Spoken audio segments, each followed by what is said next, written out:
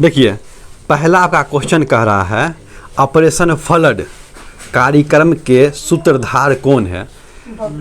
तो डॉक्टर बर्चिन कुरियन। देखिए, operation flood जो होता है ना, इसी को कहते हैं व्हाइट रेवोल्यूशन। दूध का रंग कैसा होता है? व्हाइट होता है। तो व्हाइट क्रांति, श्वेत क्रांति हम बोले, ठीक है। तो किस पे लाया गया था? दूध पे लाया गया था। देखिए, दूध क्रांति, दूध से जुड़ा हुआ भारत में तो बहुत कम दूध प्रोडक्ट होता था, लेकिन बर्जिन कुरियन साहब जो है ना, ये साउथ के हैं। ये क्या किए थे? एक अमूल दूध पीता है इंडिया, देखे ना, तो अमूल दूध का स्थापना किया था ये साउथ तरफ, ठीक है।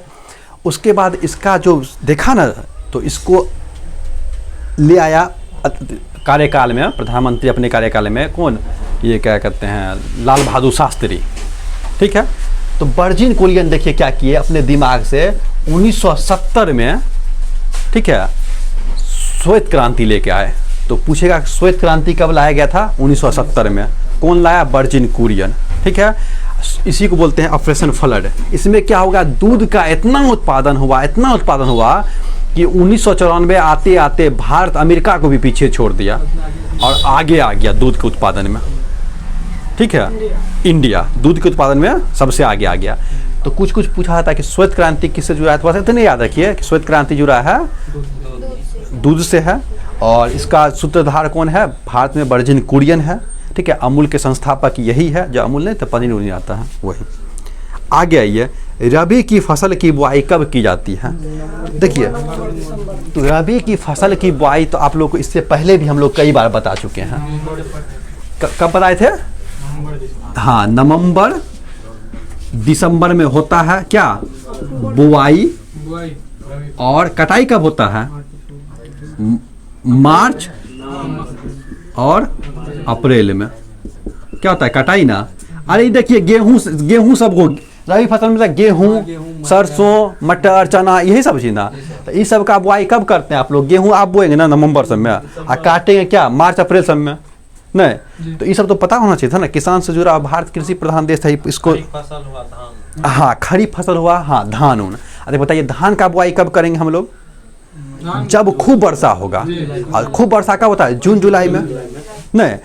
वर्षा, धान में इतना तो पानी रहता तभी ना हम लोग उसको रोपते हैं। और उसका कटाई कब करेंगे? नवंबर से पहले कर देंगे, तब ना गेहूं लगाएंगे, ठीक है। और कभी कभी हम लोग कद्दुआ की खीरा, ककड़ी वाला लत्तीदार जो फल लगाते हैं, परवल सब, ये सब कब लगाते हैं? इस सब को बोलते हैं जायद फसल। ये सब लगाते हैं हम लोग रबी फसल खरीफ फसल के बीच में, अप्रैल मई जून। हाँ, बस। क्या फसल है? देखिए, एगो रबी फसल, एक खरीफ फसल, एक जायद फसल, तीन तरह का फसल हो गया। एक होता है नगदी। नगदी मतलब क्या कि जिसको पैसा के, देखिए गेहूं हम लगाते हैं अपने खेत में, लेकिन आज तक गेहूं बेचे नहीं, सब लाते हैं यहाँ खाने के लिए, ठीक है। लेकिन गन्ना अगर हम लगाएंगे 10 कट्ठा में, क्या सब का चीनी निकाल के हम पिएंगे? उसको बेचने के लिए लगाया जाता है, तो उसको क्या कहते हैं? नगदी फसल। कोई भी चाय पत्ती लगाता है, क्या चाय में देने के लिए? उसको चाय बेचने के लिए। कॉफ़ी क्या? बेचने के लिए। तो ऐसे फसल को जिसको लगाया जाता है कि पैसा के उद्देश्य से, उसको क्या कहते हैं? नगदी फसल। कि पैसा दे, नगद फसल दिए, नगद आओ। कपास लगाएंगे, क्या हमको सूती कपड़ा पहनना है, शर्ट, क्या हम कपास लगाएंगे? नहीं है ना। कपास लगाएंगे तो बेचने के लिए लगाएंगे, पैसा के लिए, तो उसको कहते हैं नगदी फसल। 4 तरह का हो गया ना, बस है। देखिए, अलाउद्दीन खिलजी कह रहा है भारतीय इतिहास में बाजार मार्केट पर नियंत्रण करने के लिए जो सिस्टम लेके आया था, कौन लेके आया था? अलाउद्दीन खिलजी। देखिए, अलाउद्दीन खिलजी था थोड़ा सा क्रूर था, इसलिए कि इसके जो चचा थे ना, वो चच्चे के बेटी से शादी किया ये अलाउद्दीन खिलजी वंश। देखते हैं ना कि 1290 में खिलजी वंश का स्थापना होता है, 1320 तक चलता है। यानी कि दिल्ली सल्तनत में जो काल आता है, सबसे छोटा आता है खिलजी वंश का ही, 30 साल का। इसका संस्थापक आता है जलालुद्दीन खिलजी, और उसी का भतीजा आता है अलाउद्दीन खिलजी, इसके बारे में दिया गया है। और अपना बेटी से भी शादी करा देता है अलाउद्दीन खिलजी को। लेकिन एक तरह से भतीजा भी हो गया, एक तरह से दामाद भी हो गया। लेकिन ये क्या करता है? अपना ससुर जलालुद्दीन खिलजी की हत्या कर देता है और गद्दी को हथिया लेता है। और गद्दी को हथियाता है तो बाजार नियंत्रण इसका बहुत ज़बरदस्त होता है। काहे कि ये सेना को पहली बार नगद वेतन देना शुरू करता है। पहले के राजा जो थे ना, सेना को देते थे कि भूमि दे देते थे, 1 कट्ठा ले जाओ खेते, ठीक है। ये पहले पैसा देने लगे तो सेना देखिए, जैसे अभी भी आप लोग को ज्वाइनिंग होगा तो आप लोग क्या सामान खरीदिएगा यहाँ से, रचना स्टोर से नहीं है ना, सामान कहाँ खरीदा, कैंटीन में, ठीक है। तो सबसे पहली बार कैंटीन का स्थापना जो करवाया था ना, ये करवाया था अलाउद्दीन खिलजी है, कि मतलब कि इस मूल्य पर यही कीमत पे सामान मिलना चाहिए, दाम बढ़ा नहीं कोई सकता है, ठीक है। इसके लिए क्या, अगर कोई भी कम तौलता था मान लीजिए, उसके शरीर से उतना मांस निकाल लेता था। अगर मान लीजिए कि 100 ग्राम कम तौला तो उतना मांस दीजिए 100 ग्राम, ठीक है। हाँ, तो बाजार नियंत्रण इसका बहुत ज़बरदस्त था, ठीक है। अब भूमि नापने का जो सिस्टम पद्धति लागू किया, देखते हैं ना आजकल हम लोग लगा देते हैं भूमि नापने के लिए, ये लाया था शेरशाह सूरी। डंटी देते संठी से नापने का विधि लाया था शेरशाह सूरी, ठीक है। कुछ पूछा था जो कि अच्छा काम किया। आइए देखिए, फुटबॉल का ब्लैक पर्ल मतलब फुटबॉल का काला हीरा किसे कहते हैं, तो ये वो खिलाड़ी है, उसका नाम है पेले, उस खिलाड़ी का नाम है पेले, ठीक है। ये इतना ना गोल पेला कि इसका नाम पड़ गया काला हीरा। हाँ, ये ब्राजील का था, तो ब्राजील का तो काला होगा ही आदमी। ये ब्राजील कहाँ है, दक्षिण है, देखिए ये ब्राजील है यहाँ, तो यहाँ मकर रेखा और भूमध्य रेखा पे गुजरता है ब्राजील। तो ये इतना काला था, एक तो काला देखने में है और खूब गोल किया, अपने जीवन में 1500 गोल किया, ठीक है। और पूरा एक्सपर्ट था, 3 बार ब्राजील को विश्व चैंपियनशिप जिताया, फीफा वर्ल्ड कप, ठीक है। मतलब कि सबसे बेसी बार पूछेगा कि फीफा वर्ल्ड कप कौन जीता है, तो कहिएगा कि ब्राजील 5 बार, ठीक है। और अभी जो फुटबॉल का अभी देखिए 2022 में होगा कतर में फीफा वर्ल्ड कप, हर 4 साल के बाद होता है। हाँ, फुटबॉल का। 2018 में हुआ था कहाँ, रूस में। ये कतर जो है ना, पहली बार यहाँ हो रहा है, मुस्लिम कंट्री है, सऊदी अरब के ऊपर में है।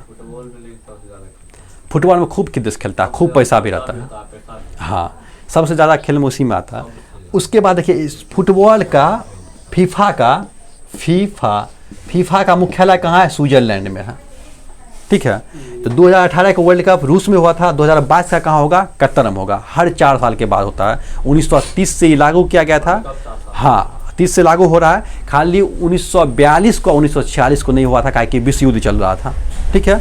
वहाँ से फुटबॉल का विश्व कप हो रहा है। अब फुटबॉल में जानते हैं कितना खिलाड़ी, 11 खिलाड़ी की। हाँ, तो बस इतना, आगे चलिए। किस खेल में फ्री, हाँ हॉकी क्रिकेट सब में 11, किस खेल में फ्री थ्रो शब्द का प्रयोग किया गया, फ्री थ्रो। अगर सिर्फ थ्रो कहता है ना, थ्रो किस में मारते हैं, क्रिकेट में ऐसे थ्रो मारते हैं, थ्रो मारा विकेट आउट नहीं थ्रो, लेकिन फ्री थ्रो दिया है। तो फ्री थ्रो हम लोग देखते हैं बास्केटबॉल कैसे कहते हैं, ऐसे नहीं देखते हैं, ऐसे करके गिराते हैं, एगो ऐसे बना हुआ था जाली टाइप का, ऐसे गिराते हैं। बास्केटबॉल हम लोग खेलते हैं ऐसे करके ना, ऐसे करके खेलते हैं, नहीं खेलते ऐसे से। तो पूछेगा बास्केटबॉल में कितना खिलाड़ी, तो 5 खिलाड़ी, हाथ से खेलते हैं, 5 हाथ से ऐसे करके 5 खिलाड़ी बास्केटबॉल को ऐसे खेलते हैं, 5 खिलाड़ी। फ्री थ्रो क्या होता है कि मान लीजिए हम बास्केट कर रहे हैं और कोई हमको धक्का दे दिया कस के, पेनल्टी होगा। अब हमको वहाँ जहाँ पर धक्का देगा वहाँ से हमको छूट दिया जाएगा कि फ्री छोड़ दो इसको, ये गोल करके दिखाएगा। तो वहाँ से हम थ्रो मारेंगे इसे, ताकि हमको कोई नहीं पकड़ेगा, गोल कर दिए तो पॉइंट मिल जाएगा। इसी को कहते हैं फ्री थ्रो। किससे जुड़ा है, बास्केटबॉल से। बास्केटबॉल में कितना खिलाड़ी, 5 उंगली है तो 5 खिलाड़ी, इसी से खेलते हैं, उछालते हैं ना। क्या नहीं फंसता। हम लोग बिहार से आए थे, कहीं देख लिए नहीं थे बास्केट, जलंधर गए तो खेल लिए। खेलते थे, कहता था कि रे तुम बिहारी है तो तुम हॉकी भी खेल लेता है, फुटबॉल भी खेल लेता है, अच्छा से सब कुछ खेल लेता है। हम बोले सब कुछ खेलते हैं भाई, ताशो खेलते हैं, ताश सब, गुल्ली उल्ली सब, हम ताश हम खेले हैं, पापा सीखे थे ताश। देखिए कह रहा है कि किस भारतीय राज्य को पोलो कैसे खेलता जानते हैं, घोड़ा पर बैठ जाएगा, एगो डंटा ले लेगा, एगो गेंद ले लेगा, ऐसे करके एक डंटा देते जाएगा, 2 गो इधर रहेगा खिलाड़ी, 2 गो उधर रहेगा। पोलो देखिए लिखते हैं पोलो तो ऐसे कैसे लिखते हैं, 4 है ना, 4। तो पोलो में कितना खिलाड़ी, 4 खिलाड़ी। 1 2 3 देखिए ऐसे है ना, पोलो में कितना खिलाड़ी, 4 खिलाड़ी। 2 इधर रहेगा, हम घोड़ा पे जा रहे हैं, ऐसे देंगे, रे पकड़ो रे, उधर से फिर घोड़े पे ही लेगा, हाँ घोड़े से खेलेगा, वो घोड़ा वाला मारेगा, हमको देगा, फिर ऐसे करके गोल करेंगे। अब विपक्षी का 2 जो रहेगा वो हमसे बॉल लेने की कोशिश करेगा। इसी को बोलते थे चोंगा खेल, जिसको खेलते खेलते कुतुबुद्दीन ऐबक घोड़ा से गिर गया, मर गया। ठीक है, इसको देखिए कहा था कि भारत में सबसे पहली बार पूछा है कहाँ खेला गया, तो मणिपुर में। जिसके पास मणि रहेगा वही ना घोड़ा पर चढ़ के खेलेगा। एक तो खेलियो रहा है उस पर घोड़ों पर चढ़ के, तो मणि नहीं चाहिए उसके लिए। ठीक है, तो कहाँ खेला गया? मणिपुर में। नहीं हाँ। क्या हुआ, तुम लोग को नहीं समझ में आ रहा? दूर हो गया, आकर्षण बल कम हो गया ना। दोनों का ना। देखिए गे कह रहा है, देखिए ये बहुत कचरा हो गया, इसको मिटाते हैं।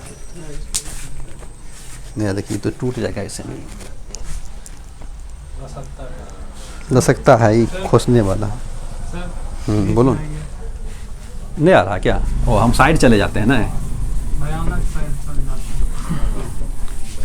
देखिए देखो उसको उठा, देखिए कह रहा है गे मी बट। अरे यहाँ सुन लीजिए, अपने याद हो जाएगा। ये को शब्द है, ये शतरंज से जुड़ा हुआ है। पूछा गया किससे? शतरंज। चेक एंड मेट किस में करते हैं? शतरंजी में ना। राजा को हराते, चेक एंड मेट दे दिए, अब राजा को चलने का कोई चांस नहीं, हार गया। होता है ना। शतरंज में कुल 32 गो गोटी होता है। 16 8 गो 8 गो 8 गो 8 गो 2 ऊपर आएगा, आप खेलने वाला होता है। 16 इधर 16 इधर, 32 गो रहता है। 16 गो काला 16 गो उजला, ही ना, वही ना खेलते हैं हम लोग। तो गैमिट से मतलब होता है क्या कि मान लीजिए कि किसी का गोटी काट दिए, या कोई मेरा गोटी काट दिया, तो गोटी गिरेगा ना, घोड़ा काट दिए, उठा के रख देंगे, तो उसी को बोलते हैं गैमिट। ठीक है। अरे उसका नाम सुने हैं ना, विश्व चैंपियनशिप भारत में कौन था? विश्वनाथ आनंद। वही शतरंज खिलाड़ी खेलता था ना। शतरंज के लिए दिमाग चाहिए। हाँ, शतरंज के पास क्या चाहिए? दिमाग चाहिए शतरंज खेलने के लिए। ये थोड़ी है 8 गोटी खेल लिए। शतरंज के लिए क्या चाहिए? दिमाग चाहिए। शकुनी मामा शतरंज थोड़ी खेलता, वो तो खेलता था वो पासा। चलिए देखिए, अच्छा ये सब आप बताइए, क्रिकेट का पिच कितना लंबा होता है? 22 गज। लेकिन ये क्या पूछा है कि इस विकेट से है, देखिए 3 गो विकेट यहाँ, 3 गो विकेट यहाँ। ठीक है, 3 गो विकेट, इसका ना 22 गज दूरी, इसका ना 22 गज दूरी, 22 गज। ठीक है, या 66 फीट। हाँ 66 फीट। ठीक है, फीट नहीं फुट होगा, फीट तो बहुत हो जाएगा, फुट होगा। हाँ फुट, 66 फुट 66 फीट होता है। 22 गज या 66 फुट। यहाँ इस विकेट से इस विकेट का, क्या हम लोग विकेट में सट के खेलते हैं ऐसे? विकेट से एक बैट नापते हैं, फिर आधा बैट नापते हैं, तब खेलते हैं, नहीं खेलते हैं। तो ये क्वेश्चन वही पूछ रहा है कि आप लोग खेलना विकेट से कहाँ शुरू करते हैं? 4 फुट से। क्या आंसर है? 4 फुट से। ऐसे नहीं नापते हैं फुट, तो 4 फुट नापिएगा ना, तो 4 फुट से हम लोग खेलते हैं। 4 फुट के बाहर रहिएगा ना, तो पकड़ के स्टंप कर देगा विकेट कीपर, नहीं कर देगा, उसके अंदर रखना। तो क्रिकेट से जुड़ा हुआ कुछ कुछ शब्द ही पूछता है। लेकिन हम लोग क्या करते हैं, क्रिकेट खेलते कहते हैं क्या, रे है उधर जो तेरे, उधर जो उधर जो। लेकिन यहाँ क्रिकेट में पूछता है कि जैसे हम लोग क्रिकेट खेलते हैं ऐसे, तो ऐसे नहीं कहते स्लिप में चले गया गेंद, कैच ले लिया, स्लिप में रहता है ना 2-3 गो स्लिप। ठीक है, मिड ऑन ऐसे देखते हैं, ऐसे मारता है कस के, तो यहाँ पे कैच ले लेता है फटाक से, नहीं युवराज सिंह सब। इसको मिड ऑन हो गया। मिड ऑफ मतलब क्या, ऐसे मारा कैच लपक लिया। ठीक है, एक नहीं कहता है कि जो खराब का खिलाड़ी होता था, हम लोग जो थर्ड मैन में जो सबसे पीछे, ठीक है, सबसे पीछे भेज देते थर्ड मैन में, कीपर के पीछे एकदम बिछाना। हाँ ठीक है ना भाई, ठीक, हाँ ठीक है, वहाँ रहेगा थर्ड मैन में एकदम। ठीक है, कि देखिए स्ट्रेट फॉरवर्ड किसको कहेंगे? हाँ स्ट्रेट फॉरवर्ड मतलब क्या, देखिए जैसे हाँ सीधे आगे ऐसे कस के मारेंगे, वहाँ पे जाके स्ट्रेट ड्राइव में सीधे चौका रहता है, स्ट्रेट ड्राइव में कस के, तो उसको कहते हैं स्ट्रेट ड्राइव। ये सब शब्द आपको याद नहीं रहा है। LBW किससे कहिए? कबड्डी से। लोग हैं बुड़बक के नहीं कहेगा। तो यहाँ नहीं, फुटबॉल विकेट को छेकिएगा तो क्या LBW उससे जुड़ा हुआ है। ठीक है, नहीं तो बाउंसर सब क्या है क्रिकेट से, ये सब चीज़ यही चीज़ पूछता है ना। कह देना क्या कबड्डी से, वो तब नंबर लोग नहीं पास करता है। हाँ देखिए, हाँ किस देश की टीम ने फुटबॉल का विश्व कप 5 बार जीता? अभी बताएं। ब्राजील। ब्राजील 5 बार जीता है। ठीक है, ब्राजील। फुटबॉल से भी होता है, किक सब किससे है? फुटबॉल से। पेनल्टी कॉर्नर किससे है? फुटबॉल से है ना, पेनल्टी कॉर्नर सब जुड़ा होता है फुटबॉल से।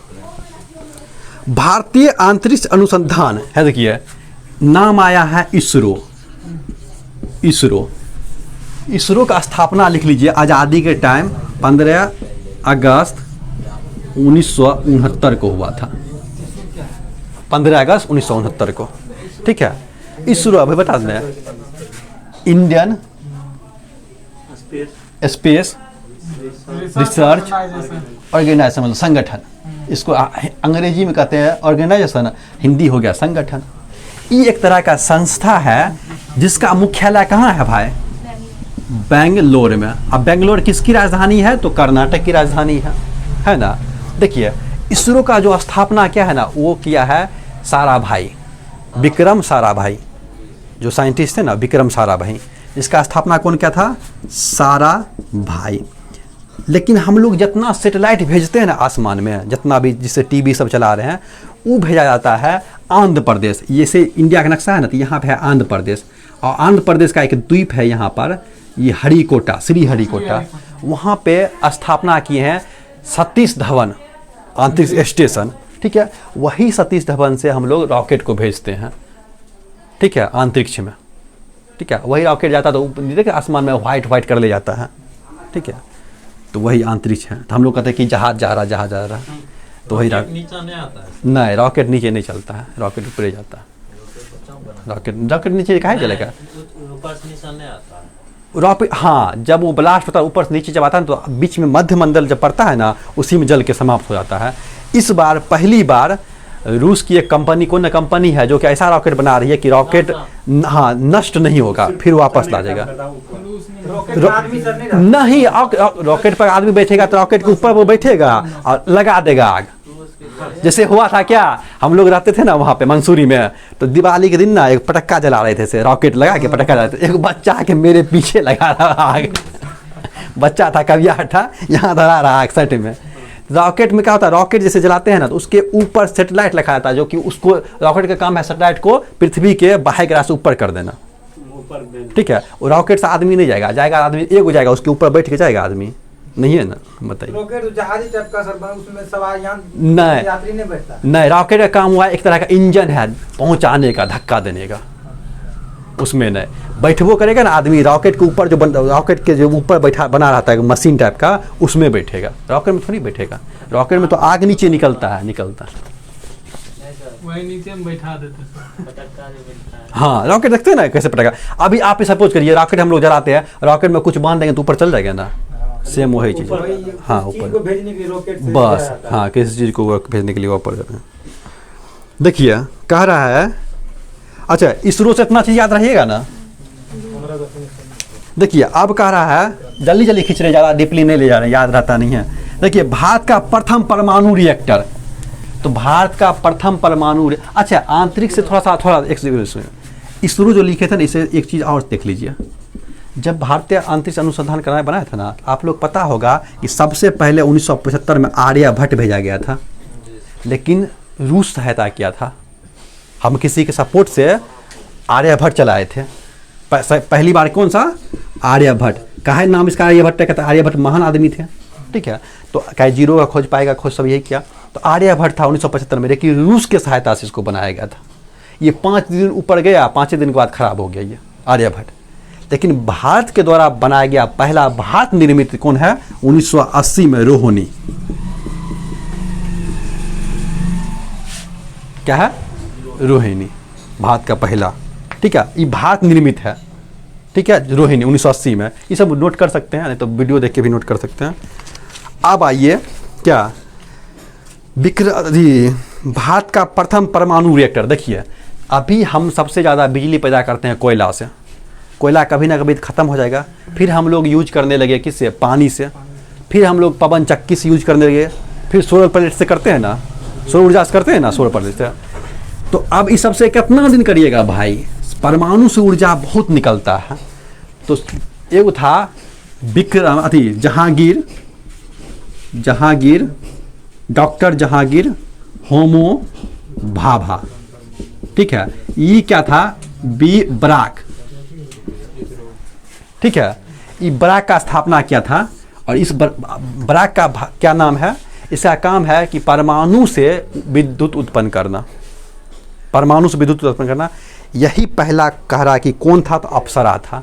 इस अप्सरा खोलने में कौन मदद किया था कि भारत में यूरेनियम है नहीं, तो ब्रिटेन इसको सपोर्ट किया था। ये खुला था 1956 में। आज़ादी के टाइम के बाद जब हुआ ना, तो पंडित जवाहरलाल नेहरू कहे कि बिजली का संकट बहुत है, तो ब्रिटेन कहा कि तुम्हारे यहाँ से हम आए हैं, देते हैं तुमको कुछ। तो कौन चीज़ दिए? परमाणु दिए, तो खोलने में मदद किए। ठीक है, तो पहला बार खोला कौन सा? अप्सरा। अब तो 21 को खुल गया है, नरोरा यूपी में, ठीक है, कर्नाटक में, महाराष्ट्र में तारापुर सब बहुत खुला है। अब तो 21 को गया, पहली बार खुला था कौन? अप्सरा। देखिए, विक्रम साराभाई अंतरिक्ष केंद्र का स्टेशन कहाँ है? केंद्र कहाँ पर स्थित है? तो केरल की राजधानी त्रिवेंद्रम में। केरल की पहली राजधानी क्या थी? त्रिवेंद्रम। उसी का नाम चेंज करके क्या किया जाएगा? तिरुवनंतपुरम। ठीक है, यहीं पर क्या है? विक्रम साराभाई अंतरिक्ष केंद्र है।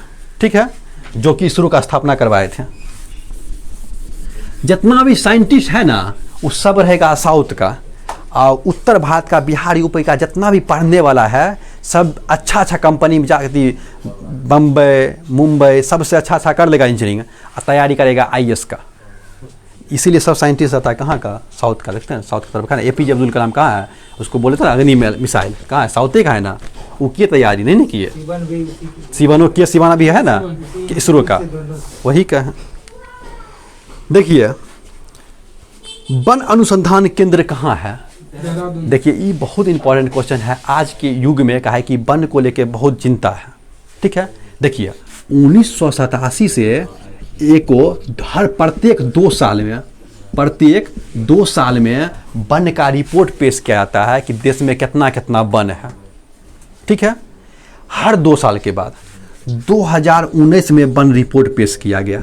लेकिन बहुत दुखद बात क्या है कि वन प्लस जो हम लोग वृक्ष लगाए हैं, ये वन प्लस वृक्ष, इस सब मिला के इधर सुना, देखिए 24% है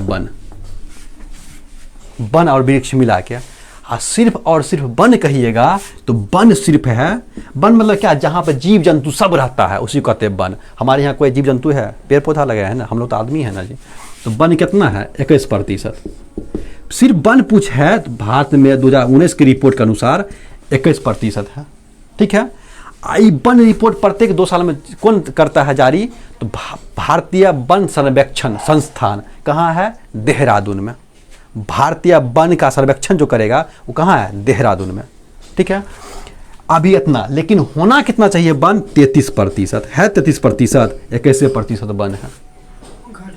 ठीक है, घट रहा है वन।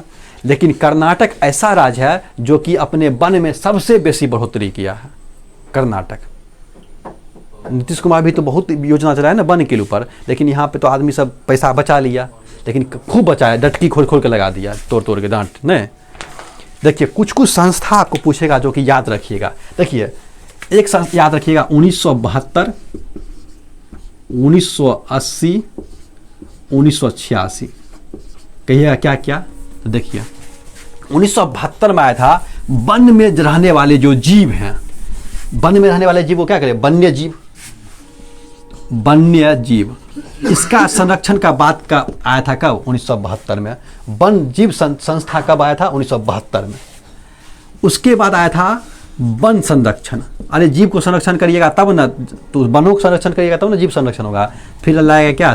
वन संरक्षण। फिर वन संरक्षण हुआ, कहा कि अब 1986 में पर्यावरण को संरक्षण कीजिए। ठीक है, तो पर्यावरण संरक्षण कब लाया गया? 1986 में।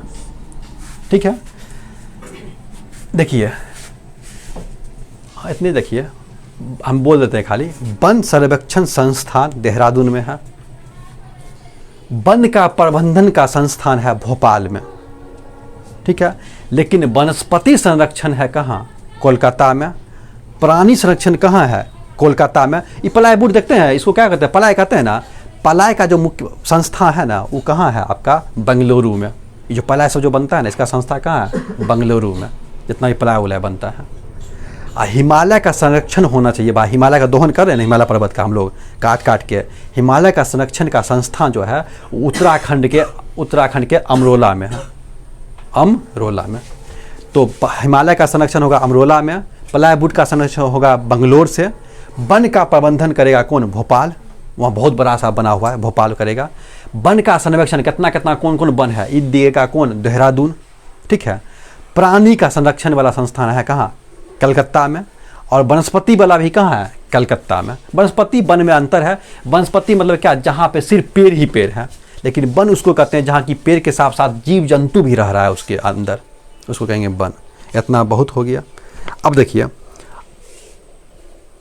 अंटार्कटिका में प्रथम भारतीय अस्थायी प्रयोगशाला का नाम है, तो 3 गो नाम लिखिए, दक्षिणी गंगोत्री, मैत्री और भारतीय, बस याद है तो मैत्री, भारतीय और दक्षिण गंगोत्री, यही है ना, मैत्री, भारतीय और दक्षिण गंगोत्री। ये संस्था है जो कि सफ़ेद महादेश पे हम लोग करते हैं। सफ़ेद महादेश कौन सा, अंटार्कटिका, वही ना, हाँ हिमाद्री, उत्तरी में क्या है, हिमाद्री।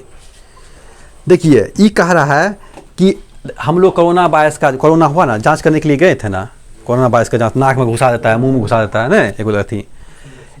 एड्स एक बीच चला था, एड्स क्या ना, डॉक्टर सब ऐसे पानी भर भर के 3-4 बार सुइया को साफ करता था, तब देता था सुई, ये लोग जागरूक हो गया था। तो एड्स का जो है, एड्स का परीक्षण करा था, इलिसा परीक्षण से एड्स के बारे में पता चलता है, ठीक है। मान लीजिए किसी का गलत खून ले लिए, कोई खून चढ़ा दिया, तो एड्स का, उसके अगर खून में एड्स है तो हमको भी हो जाएगा ना। इसके लिए एड्स के जांच के लिए इलिसा परीक्षण होता है। क्या होता है, इलिसा परीक्षण होता है। अब देखिए, हमको मेरा, देखिए आप लोग को याद काम है, याद थोड़ा सा उसके आगे पीछे का व्यू ले लीजिएगा ना, सब दिन याद रहेगा। देखिए कह रहा है कि हवाई जहाज के ब्लैक बॉक्स का रंग कैसा होता है। ब्लैक बॉक्स समझते हैं, तो पहले जब तक समझिएगा नहीं तो याद नहीं रहेगा ना। इसका रंग क्या है, नारंगी है।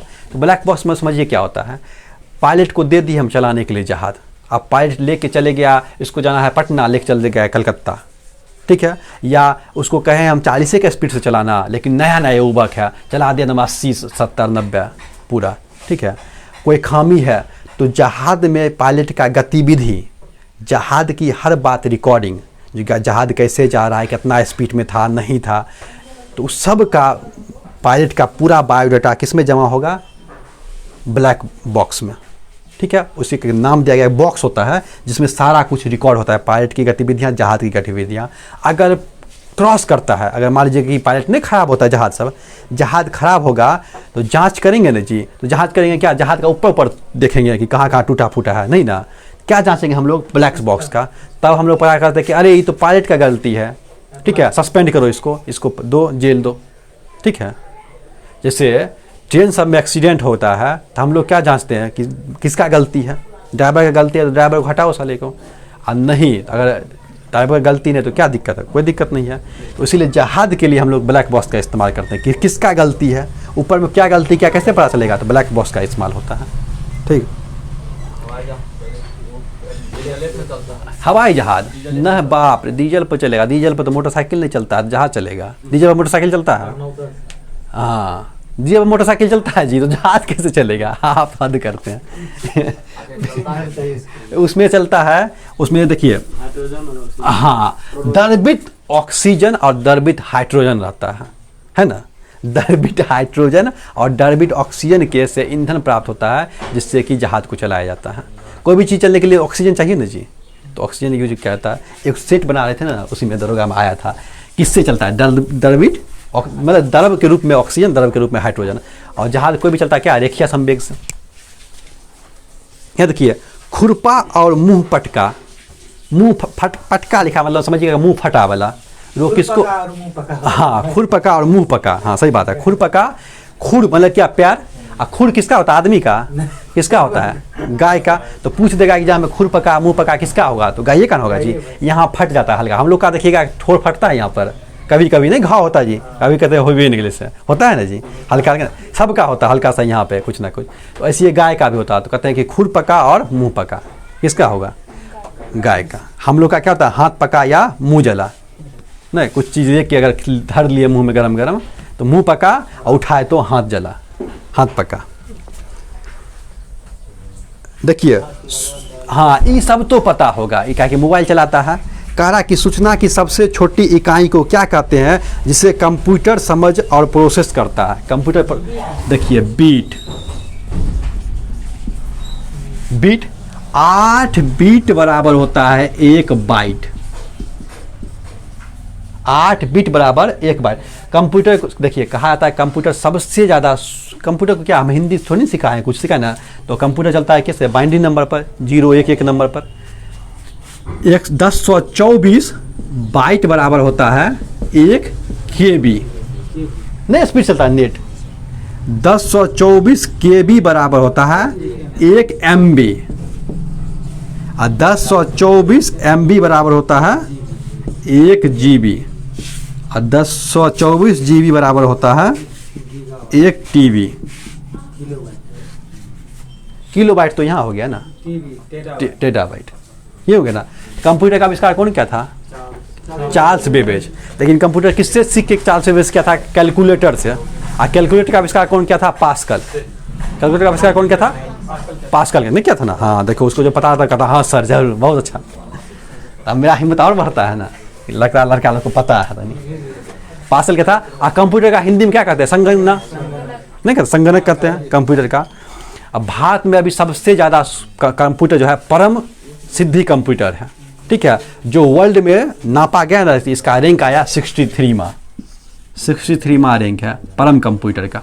परम भारत का पहला कंप्यूटर सिद्धार्थ। हाँ बहुत अच्छा।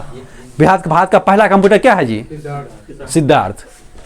और भारत का अभी जो कंप्यूटर है सबसे पावरफुल कंप्यूटर वो है परम सिद्धि, जिसका वर्ल्ड में रैंक कितना है? 63। ठीक है। क्या कहते हैं, बस हो गया। आप एक ख़त्म कीजिए बस। इसको जनगणना वाला कल बता देंगे क्या? जनगणना में तो बता देंगे, उसमें जानना जरूरी है, वो सब GD में पूछेगा।